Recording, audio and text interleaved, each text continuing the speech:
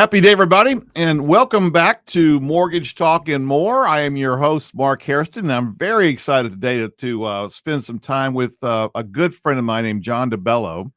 John and I met through church probably 7 or 8, 9 years ago, as I recall. It was 10 years ago. Yeah, 10 years ago, become fast friends, and he's doing something very special in the marketplace today. We're gonna talk about in just a second.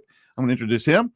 But before I do that, I want to share a little bit about the updates in the mortgage industry. You know, that's what I've been doing for a long time, 40 years in the mortgage space. I own Texas Mortgage Source. And the Federal Reserve has come out finally. It seems like it's been a long time that they're finally going to be lowering some interest rates. The market has taken that into consideration. Mortgage rates have dropped quite a bit in the last couple months. And I just want to put that out there because if you're thinking about maybe refinancing, if you bought maybe last fall and rates were in the 7s, we can get you in the 5s these days for the most part. That's great. Yeah, we're not down where we were a few years ago, and we probably never will be, but the interest rates have come down. So keeping in mind around that. But let's get back to business here with my buddy John. I want you to spend some time talking about your background. I mean, John's originally from Long Island, New York. And we're not going to hold that against him because because he's a Texas boy now. Yeah. Amen. 15 years as of June this year. 15 years. Yeah. Well, Which welcome, is a long John. time. Tell us about John DeBello. Yes. He's a special friend. So moved here 15 years ago, but I've been around the philanthropic space for over 3 decades. So first I was doing 3 decades. Yeah, over 3 decades. So I went to a Catholic high school and Jesuit college, and both of those time periods I was active in social impact work. But I really got heavily involved in post-college. So post-college, I joined 2 big organizations in New York City. One was Inner City Scholarship Fund, which was an organization run by the Diocese of New York for the 88 inner city schools. Okay. So they were powerful because they started when the city was almost bankrupt in 77, 78. And they ended up bringing their graduation percentage of high school students to college to 97%. Wow. When the public schools were at 43%. Wow. So they were getting funded by anybody and everybody in New York City. You go to these fundraisers, they'd raise $6 million to $8 million twice a year, usually May and December. And everybody on that dayis was a different denomination. It was incredible. Mm-hmm. So they were doing great work. I was involved with them in Manhattan or all over in Manhattan, but they were the 5 boroughs. Yeah. And I was involved with them for about 15 years. Okay. And then the other organization around the same time I got involved with was Tony Duke's Foundation, which is basically 2 centers, one in Harlem and one in the East Hampton on the Water camp. And those were for, again, at-risk youth, education, vocation, programming, midnight basketball, like all that stuff. This was, again, started in the 80s, actually the 70s, I think he started that. So that organization was doing really great work. And both I was sort of in junior board positions, but also doing volunteer work, also helping fundraise. So yeah, I've been in and around this space since that time. So it's been a while. And you're actually in New York during 9/11. And I was in 9/11 right across the street, got ashed on, got evacuated, lost my apartment. Ended up losing their job because of it. Yeah. Wow, that was crazy times. Yeah. Yeah. You've told me in the past, and you reminded me of this, that your new vision is be giving. Yes. Correct. Yes. That's a DBA of Infinity. Infinite Giving. Infinite Inc. Giving. Yeah. Okay. And it came to you sort of in a dream. I want to explore that a little bit. Yeah. Yeah. So this was, I like to call it, instead of a dream, I like to call it divine inspiration, because for me, I've had a number of very vivid dreams, right? I think we all have. We experience things and we can remember them, and we sort of get, sometimes we find meaning in them. This was a completely different experience. This was actual spiritual beings talking to me about what this is. It was in 2016. They talked about the social dilemma a year before the movie Social Dilemma came out about Facebook. They talked about how there needed to be a platform in the world to do good and to do allow more connection within community members and serving community, and basically said it had to be simple and affordable, yet using the best technology and becoming transparent. And one of the interesting things to me was there wasn't really anything other than Facebook at the time with 2 billion users anywhere like it. And we'd already known at this point. And that was 2016? 2016. Okay, and after they were telling me what this was in the dream, they said, now you need to wake up and write it down. And when I woke up, I got a download for 10 minutes and I'm writing everything down. And it was pretty vivid. And I still have that piece of paper now. And Wow. yeah, and it's two-sided. It was my daughter's art sketch pad. And every time the different thought came, I had to take a different color pen because it was streaming. I Wow. didn't know what I was writing for the 10 minutes. But then by the time so the Social Dilemma movie came out in 2017, and then the Cambridge Analytica stuff came out in 2018, 19. So you start to realize the damage of these social platforms were doing to communities, right? And individuals as well. But they were just divisive. And we saw the rise of cyberbullying and suicide and mental health issues. And all this stuff was just getting worse and worse and worse. But it still is, isn't it? It still is. And what's interesting was I didn't start working on this project till 2019. And when I finally committed to it and started to do the research, what fascinated me was it couldn't have operated before 2019 because the IRS had just made public data for the nonprofit sector. The tech finally existed for simple and inexpensive, affordable micro donations, transaction levels. Quarterly was a viable option, used to be monthly. So all these little shift points, plus the analytic tools, data visualization tools were actually on the rise as well. So yeah, so we've operated sort of in this window of 4 years. You're kind of speaking above my pay grade. Oh, man. sorry. So well, what was interesting to me was what they told me in 2016. What Be Giving is. It's a technology company, basically. That's right. It's a social good tech firm serving the philanthropic sector. That's right. Serving nonprofits. That's right. Serving community nonprofits. And we've identified about 66,000 in the country. We'll probably operate somewhere in the first top 50 cities, maybe 2,500 to 5,000 in the next year, but then we'll expand quickly. It's not a problem. We have the data. You've been working on this for about 5 years. Yeah, since 2019. And this is fixing to come to market, if you will. That's right. That's right. So 2019, we started out with what was told to me was you needed an organization as a nonprofit. Change Unlimited was the name given to me. Infinite Giving was given to me for the for-profit tech firm. And they had meanings. So Infinite Giving was infinitely giving technology to the space. And Change Unlimited was basically pocket change leads to real change unlimited. And then we went to form Change Unlimited, got our 501c3 during COVID. And then what happened was we just couldn't get funded. And we reached out to 37 of the top 40 foundations in tech philanthropy, right? So serving tech and philanthropy, couldn't get even response. So we then took ourselves into the space of using college interns to do some of the research we needed since we weren't funded. So we did that for the first half of 21. The end of 21, we actually got invited into the Gearson Lehman Group's social impact program for free. We got invited to it. That gave us 5 top advisors, which was amazing at the time because we got like the head of fintech for Walmart, the head of fintech for Amazon as consultants. Wow. And they were blown away by what we're operating, trying to create. And I ended up taking, one of them actually ended up staying with me. One was the co-founder of, believe it or not, of B Corp, B Lab, which is the association of all the B Corps. Okay. Explain what a B Corp is. Yeah, I wasn't familiar with that term. Sure. So a B Corp comes from the word beneficial corporation, and it means they serve the community in a specific aspect, and they're held to certain regulations or requirements, I should say. So serving, it's sustainability, it's making sure their impact is positive, it's stakeholder value, basically, versus shareholder value. Okay. And then we ended up having the head, again, SVP of FinTech for Amazon. He basically came on board as a full advisor for 2 years. And he really helped us. We got our prototype. We got into the accelerator program. We got taken into the AWS Activate program, which we were one of only 5 startups out of 150 in Austin to get invited to that.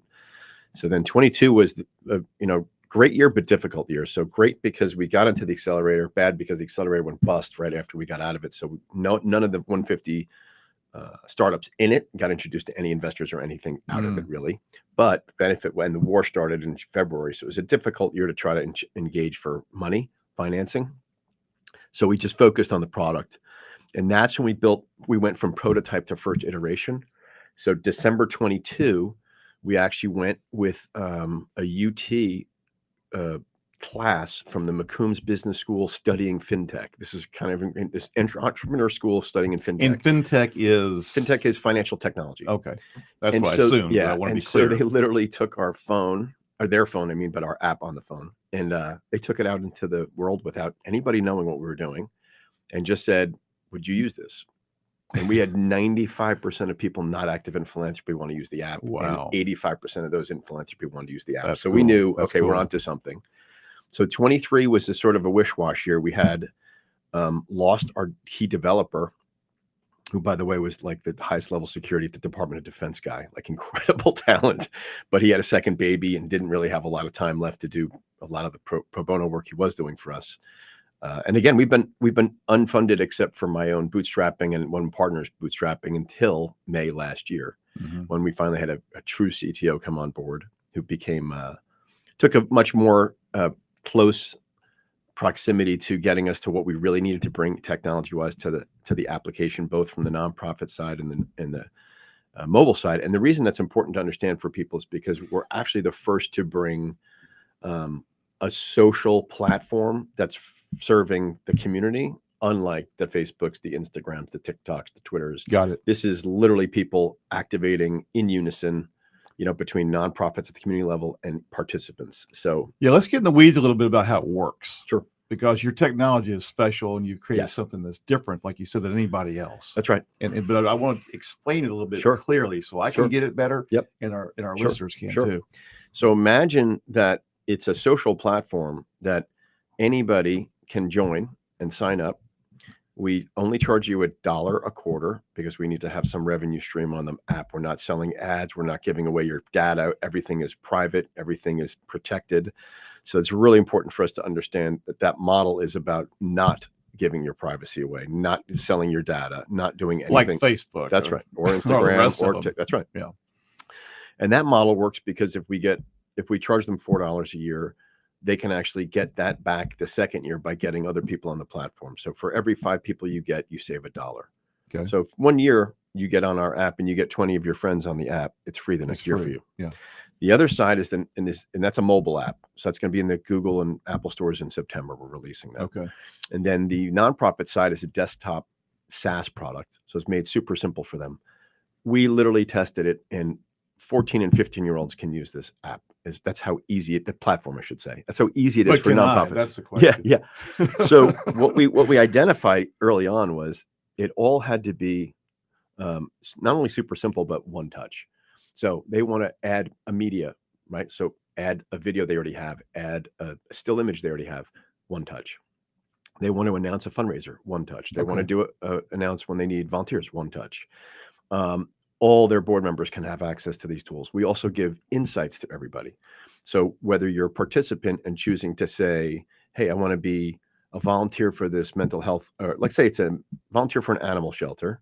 Maybe you want to donate recurring to a mental health org, and then maybe you want to help fundraise for like a larger org, maybe homelessness, right? You can choose all those different things to do, and we give you your impact in data visualization. In a nutshell, you are bringing them together, bringing all the 66,000 or whatever number of nonprofits there are into one platform. Yeah, that's correct. We'll have a total of 66,000 at some point. We're going to launch in the top 50 cities this year and have about somewhere in the range of 22,000 in the platforms being supported. They need to activate, by the way. We can operate to help the nonprofits for a period of time, but in order for them to do fundraising and volunteers, they have to be activated, right? They need to use the platform. Just like they go to Facebook and put out a post, they need to be using our platform. It's engaging the other side. That's really what we're trying to do, is marry them. And the important thing about the nonprofit side is we're now finishing up our little AI feature, which literally allows the nonprofit, because we know, first of all, they're taxed, they're low number of staffers, they're jack of all trades. They don't need to be living on technology. They need to use it when they need it. Right. If they used our app 15 minutes a month, I'd say the max, they'd be getting a tremendous amount of value out of it, like 10 times more than they do with other existing technologies. One of the reasons is we said when we studied the data, and I've been and the data meaning what exactly? Yeah, so I've invested 2,500 hours into this space in 4 years. looked at all the global studies, looked at all the local studies, looked at Lilly School of Philanthropy, the Stanford Social Innovation, Harvard Business Review, everything you could imagine I've looked at, and we've understood there's maybe 6 to 9 areas that just were not being looked at, right? And being resolved, basically. Issues that are challenging, not being resolved. And we said, well, we can resolve it because it really is the unification on one platform and then giving them the tech to solve those little issues. So one of the things we noticed about nonprofits was they're not good storytellers and they're not good at engaging anybody under 45. Like it's just, this is a consistent issue throughout the whole sector. Yeah. Really? None of them speak up? Not really. That's interesting. And the sad part is the under 45 set wants to change the world. They want to get active. Yeah. We saw this in COVID with the social justice movement and all these other things. It's just a matter of how do you get engagement, right? So we said, it's going to be through you. That's right. That's right. Our platform created an AI tool that basically the org already has images, it already has videos, I'm sure. And if they want to create more, they can. We made the AI bot to be able to pull existing information for them. So we look at their 990 data we have, we look at their websites, we look at their socials, and we can literally create still or video for them to use with either script or voiceover and tell their story. So they want to share impact about a certain thing. This will help them do this. And they're not spending any money on building media or hiring videos or photographer, like none of this. That's crazy. Yeah. And the other powerful part about that is you couldn't have done that 2 years ago. No. And the crazier part was we looked at 2 different studies about conversion. One study was videos convert to 48% donation, short form impact videos. 1 minute or less, sort of thing? 1 minute or less. But what was even more interesting was now short form text is converting at 180 to 530%. Now I'll explain how that's possible because most people go, how do you convert more than 100%? It means that it's getting shared. Even more than typical. So meaning so give us an example how that would work. I was just about to say that. So let's say Mark has a mental health org and you want to get your impact out. You're helping 100 people in the community. You'd hit the button to basically create the content you want. So let's say you chose a 1 minute narrative with a female voice and just still images instead of a video. So several images, but stills. So you choose that. Not only are we giving you insights, by the way, after you share that, we tell you how many times it was viewed, shared, distributed by others. In other words, shared within their thing. Not only that, but also like the number of people that have seen it after that. So we track a lot of things because analytics are now capable, highly capable too. So now imagine you've shared that, but you also, that is one form that goes, and then you also share just the highlighted text in a direct text to the other side. So the mobile user could either receive the video in a notification or a text in the notification. And what ends up happening is the text could be converted so quickly because that's people read it and go, oh, wow, I want to help these guys. But then they start sharing it immediately because the text, you just copy paste. It's not a video where, like, some people will share videos. Sometimes it's just, it converts because you're seeing it and it impacts you at the moment. Depends, but it seems like the text in short form highlighted points or key points is converting even higher. So we're just trying to create these little ways and steps to have this technology available. And again, nonprofits, we only get 1% of their pass through, right? So it's 99% pass through. 99%? Yeah. That's unheard of. Yeah. No one's even near us on that level. And then the other thing we looked at. What's typical? 80?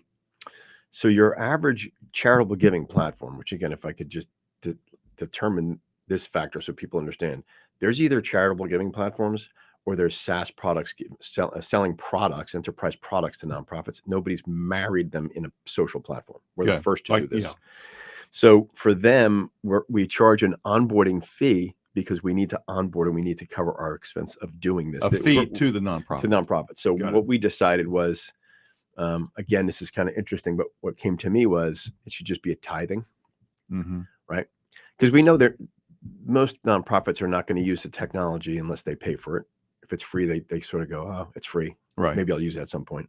You got to charge them because then they'll go, okay, I'm paying for it all.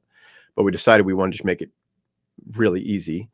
So we do a tithing, and it's 1/100th of a % of the revenue. Wow. So if your revenue was 300,000, it's $300. If you're $1 million, it's $1,000. But the point is, it's very little to get on, but it gets them activated to want to use them, right? Yeah. The other thing is our onboarding takes 15 minutes. This is not like, we hear these nonprofits call us and they're like, yeah, we're in the middle of 3 months of integration with Salesforce or Microsoft for nonprofits. We can and do this on the phone, Yeah, I'm like, 3 months for integration is insane. So in 15 minutes, you're up and running. But the other cool thing, like I said, is any of the people in the company can access it. So if they needed like the program manager to do something like, here, announce the volunteers you need. One touch, they can do that. If you want the board to see all these insights, I'll give you an example, which is really, I think, tells a better story about the power of this.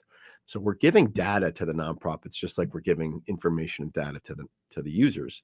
So they're all getting the same thing. It's basically engagement, education, and empowerment, right? To do what they need to do. So imagine a nonprofit has, first of all, they could search and say, hey, we need to get this advocacy. We need to get a legislation movement done, right? Like say it's all the animal shelters in Texas. Okay. So they can find each other through the app because we make it, everything has a profile card. It's very simple. So they can filter for their own, find all the How many orgs. profile cards are there? So it's the 66. Yeah. So every org has a profile card. Okay, got it. Yeah. Got it. So we make it easy to filter. Again, takes no time. You're choosing your exact cause. It's going to tell you other ones doing the exact same thing. And that's the real factor about the sector is predominantly we found that they're doing the same thing in a different city. There's so many that are doing the exact same thing, just in a different location. So we said, why shouldn't they collaborate? That's one of the things that was the big gap we saw in some of the studies was that lack of collaboration and cooperation. And that's sad because if you're doing the same thing, just in a different location, why wouldn't you want to work together? Right. Right. So we've made that easy for them. And so I'll give you 2 examples. One would be, let's say it's the animal shelter. They want to get advocacy. So they could find the other animal shelters and say, okay, and they can again, message each other, set appointments. We give a collaboration folder. They can take their notes from the meetings they've held. So they can always have copies of what they're doing. Are they a mastermind with each other or they could have a mastermind with each other. They could basically say, we got to meet at the Capitol and talk about who do we need to meet with. Just sharing ideas. Right. And that's their activity. They're using the app to make the connection. Right. Sure. And then another way would be, I'll use this because it's a very simple one to understand. It's Mental Health Awareness Month, right? Which is I think every March. So imagine all these mental health orgs, and they represent like 30% of the orgs in the country, by the way. It's shocking. It's a very high number because that has just been on the rise. Humanitarian's the most with about 40-something%.